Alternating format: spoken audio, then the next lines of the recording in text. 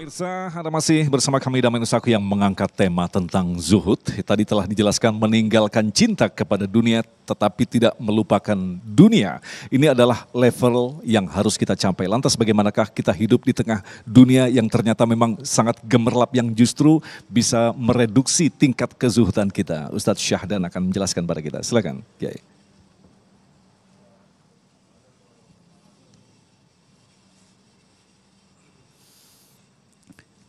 Assalamualaikum warahmatullahi wabarakatuh.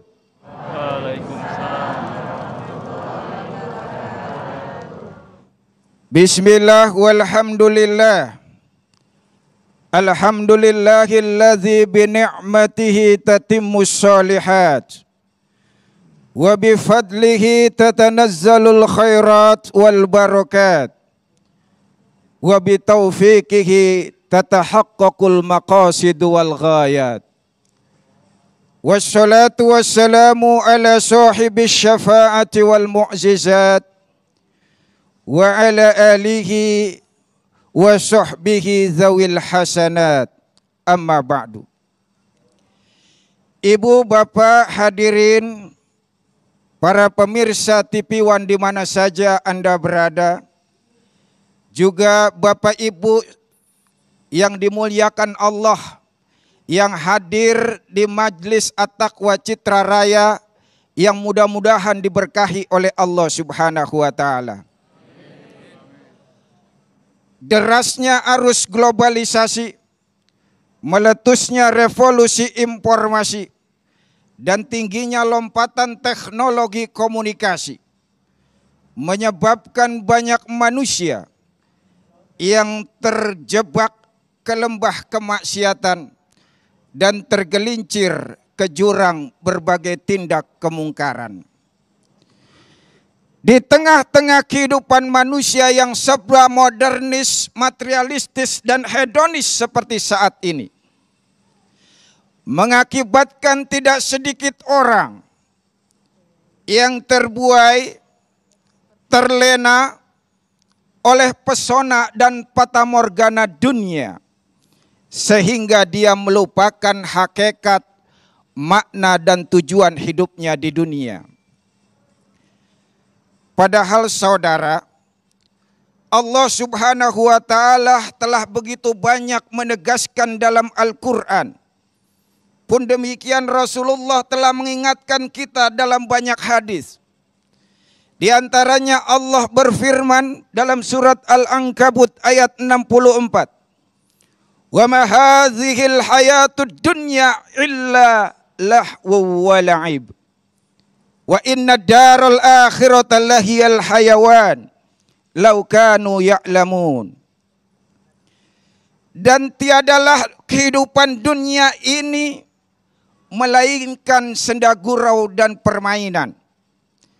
Dan sesungguhnya negeri akhirat itulah kehidupan yang sesungguhnya sekira mereka mengetahui.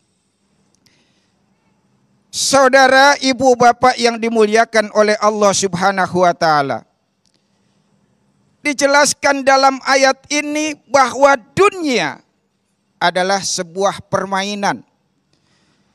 Bahwa dunia adalah barang mainan sekaligus permainan. Yang namanya permainan dan barang mainan selalu identik dengan anak kecil. Betul. Betul. Karenanya kita agar tidak terjebak dengan dunia, jangan pakai nalar anak kecil, pakai nalar orang dewasa. Kalau kita pakai nalar anak kecil, asik kita dengan dunia, lalai kita dengan akhirat. Contoh, kita punya 2 anak kecil nih Bu. Kita belikan 1 mobilan, mainan mobilan. 2 anak kecil kita kasih 1 mobilan. Kira-kira apa yang terjadi? Hah? Pasti kemungkinan besar dia rebutan, saling tarik, saling ingin menguasai, saling merasa itu haknya, bahkan tidak jarang bisa jadi saling pukul dan boleh jadi berkelahi. Betul. inilah saudara, kebanyakan manusia dewasa ini tidak menyadari akan permainan ini. Sehingga dia terpikat dan terikat, terpesona oleh fatamorgana dunia. Hingga akhirnya perilaku dan cara pandang hidupnya jauh dari nilai-nilai, prinsip dan konsep zuhud yang mestinya harus kita lahirkan dan hadirkan dalam kehidupan kita sehari-hari. Akhirnya cara pandangnya melulu dengan materi. Semua nilai diukur dengan materi.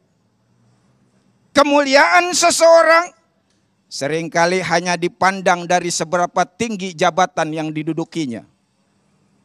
Kesuksesan seseorang seringkali hanya dilihat dari seberapa megah rumah yang dibangun dan seberapa mewah kendaraan yang dihimpun.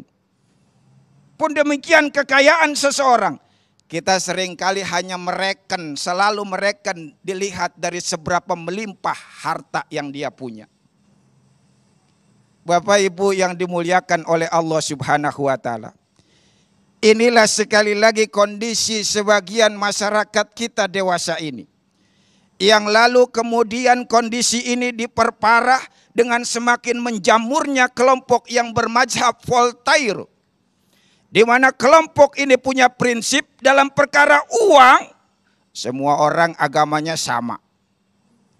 Saya ulangi sekali lagi. Kelompok mazhab Voltaire punya prinsip dalam perkara uang, semua orang agamanya sama.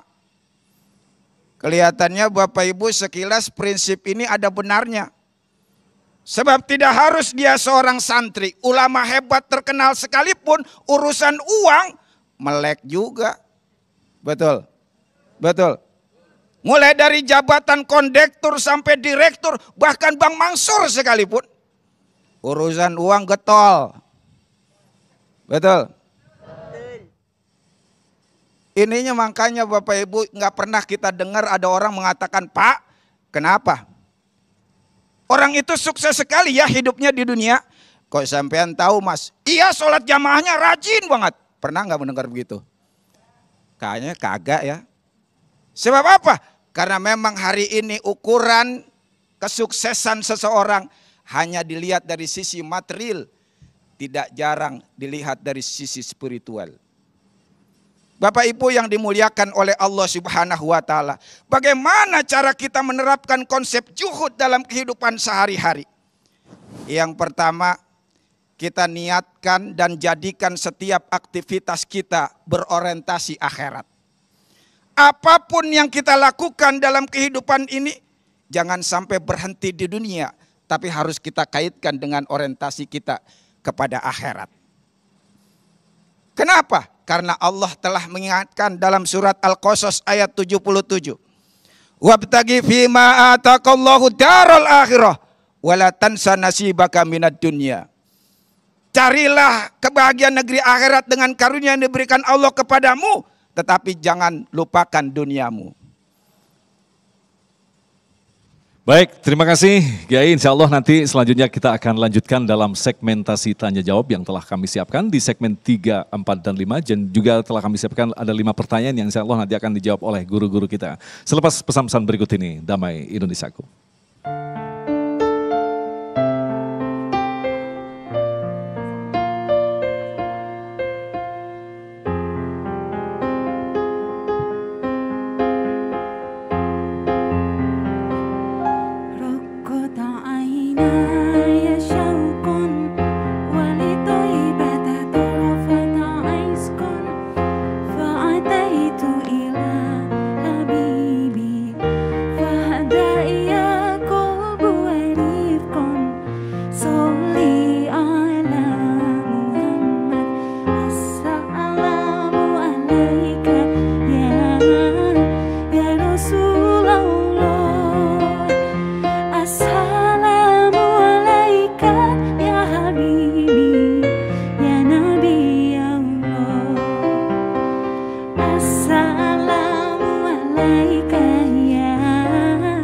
Ya Rasul